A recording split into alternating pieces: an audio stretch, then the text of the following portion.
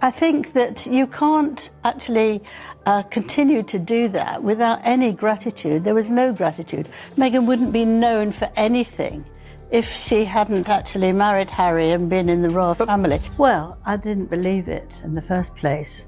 I thought, why would he suddenly be all cosy and nice and want to come? And why on earth would Meghan speak to King Charles if she hates the monarchy so much? Royal watchers, pour the tea, because tonight we're not just rehashing the palace headlines. We're pulling the thread that could unravel the whole Sussex narrative. The claim grabbing attention is bold, that Meghan's original royal strategy wasn't aimed at Harry, but at William. And when that didn't land, the play pivoted. Is that provable fact? No. Is it a narrative with enough smoke to keep the internet on fire? Absolutely. So let's separate what's verified from what's vibey. Sift the receipts from the rumors, and you can decide what sticks when the music stops. Here's the setup. Angela Levin, royal biographer, frequent UK commentator, and longtime critic of the Sussexes, has been saying the quiet part out loud, that in Meghan's early days on the fringes of palace life, her proximity plays orbited closer to the heir than the spare. Levin frames it as positioning, not romance, calculated charm, studied warmth, the kind of polished social navigation you learn long before you ever step into a royal receiving line. She says palace staff noticed. She says Kate noticed. She says William noticed and stayed cool. Is that explosive? Yes. Is it independently confirmed by mainstream reporting? Not at this point. The allegation lives mostly in commentary segments and social clips, which is why we're treating it as allegation, not gospel. The smoke is there, but the fire hasn't been formally proven. Before we let a sensational claim rewrite history,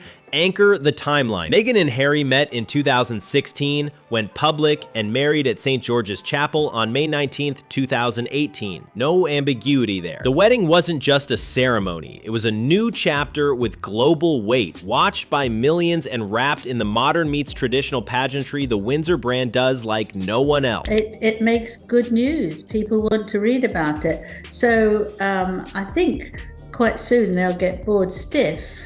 But there's something compelling about hearing all this nastiness between, you just want to know, you want to hear about it. You can't believe it. You can't believe what he's saying. You can't believe the lies he's telling. You sound like a troll. You sound like a social media troll. Everything you can point out that's incorrect. Very rude. You don't call someone a troll with respect. That's without respect. No, it is with respect. Let me talk about something else. Abigail Spencer, who is also a friend of Meghan's, she was given the 6th jar of jam. 3 years later, on March 7th, 2021, the Oprah interview detonated across prime time, shifting public sentiment and pushing the family versus institution conversation into full view. Those dates and milestones are fixed pins in the board. There are spine for testing any spicy claims people try to drape around them. But this is where the story takes a turn.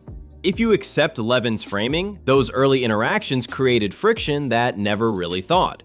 The warm sisterhood Meghan later said she wanted with Kate, in this telling, it never stood a chance. Not because of culture clash, but because the vibe from day one felt more like boundary defense than sisterly bonding. Again, that's the narrative as her critics push it. The receipts, mostly observation, interpretation, and as told to memories from insiders who don't go on record. Real talk, that's not the kind of evidence that survives court, but it's absolutely the kind that shapes public perception online.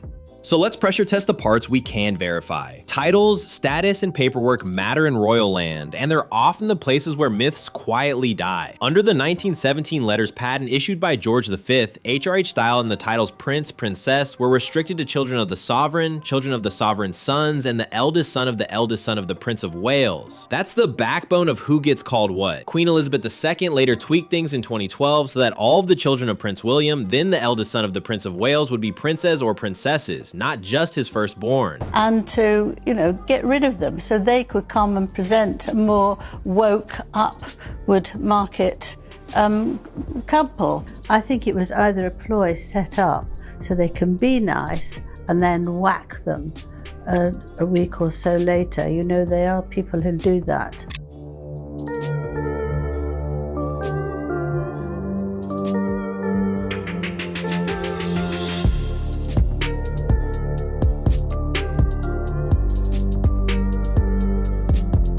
jar of jam. Who's hysterical about it? It's PR. She's trying to sell something. This is called advertising. I know what PR is. Well, I am and I'm not, actually. Why she didn't come over, because it's obviously stressful. Yeah. He's obviously unable to cope with questions, or he has not done his research. This is the architecture that explains why Archie and Lilibet became eligible for Prince and Princess the moment their grandfather became king. Not scandal, just rules. Here's another place rumor and reality diverge: the children's titles today. In March 2023, the royal website updated Archie and Lilibet as Prince Archie of Sussex and Princess Lilibet of Sussex after their grandfather's accession, very much in line with the 1917 framework. Coverage across People, Vanity Fair, and others tracked the update. Despite periodic social posts claiming the palace is, quote, stripping the children's statuses, there's no credible confirmation of that. Fact checkers have repeatedly flagged similar, they're taking the titles claims as unevidenced. Could a future sovereign change styles and usage? In theory, a monarch can issue new letters patent, but as of now, the public record is the update to Prince and Princess on March 2023. That's the hard ground beneath the noise.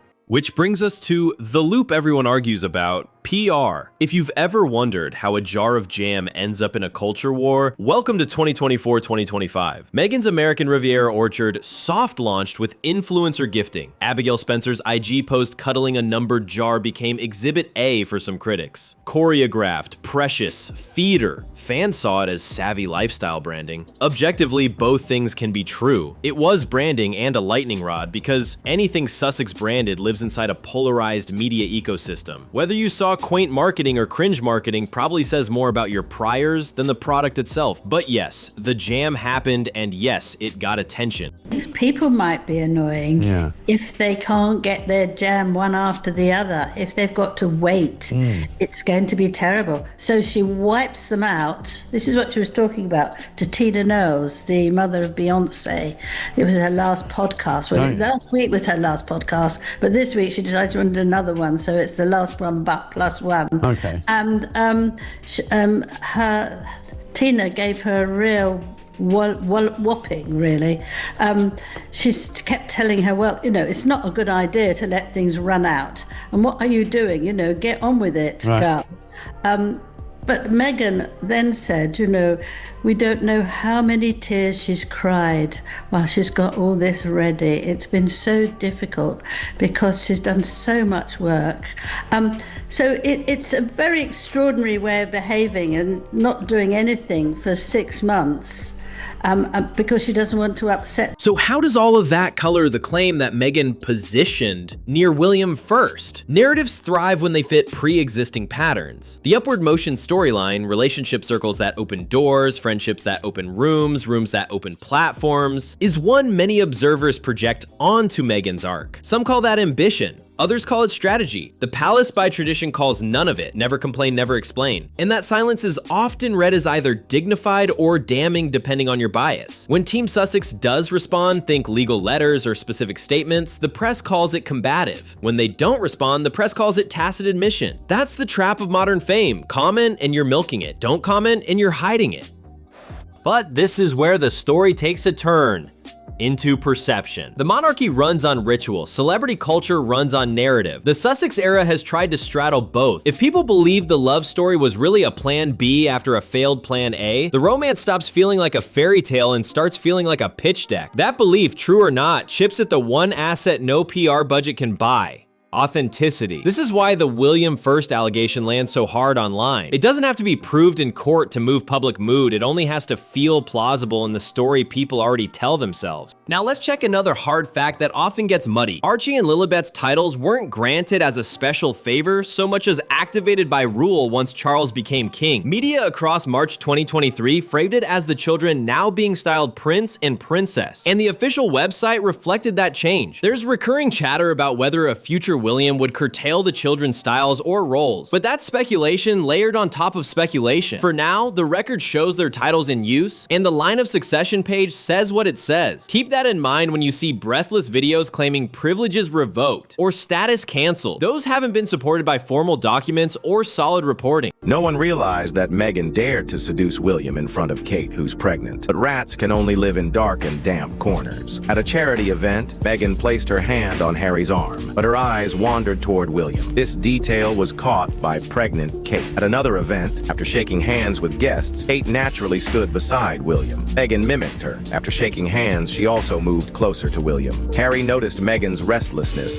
and quickly stepped forward. He placed his left hand on Meghan's back, signaling her to behave. But the persistent Meghan clearly hadn't given up. While viewing the floral arrangements, she pulled Harry's hand and leaned toward William. Even more unsettling was the way she looked at William. Fortunately, William had no interest in these antics. Whenever Meghan tried to interact with him, he would avoid her by adjusting his scarf. Now that he and Kate have gone through the trial of her cancer, their relationship is even stronger. Meanwhile, Harry has been making frequent trips to London, seemingly seeking a return to royal life. So, you think Kate would stop Meghan from returning to the royal family? So where does that leave the marriage is finished headline? If you trust Levin's interpretation, Harry looks like a man who mistook a grand strategy for a grand romance, and that breaks your heart for him. If you don't trust Levin's take, then the pattern you see is a couple monetizing their fame like every other modern celebrity couple, except their origin story happens to involve crowns and carriages. In that version, strategy isn't a scandal, it's survival. Either way, the mood music around the Sussexes changed once the Oprah interview drew battle lines, and the later business ventures, books, Netflix, lifestyle, pushed them into the same brutal marketplace as everyone else. Once the romance was also a brand, every choice carried brand consequences. Here's my bottom line, and it's probably not the tidy ending some want. The verified pieces, wedding, Oprah, titles, certificate edits, jam branding, are the fixed points. The William first angle is an allegation riding a wave of commentary, not a courtroom finding. If you already view Meghan as relentlessly strategic, this claim clicks neatly into place and makes the marriage look transactional. If you don't, the allegation reads like another chapter in a very online fight where everything becomes evidence of everything. In the age of parasocial royalty, perception is the real sovereign.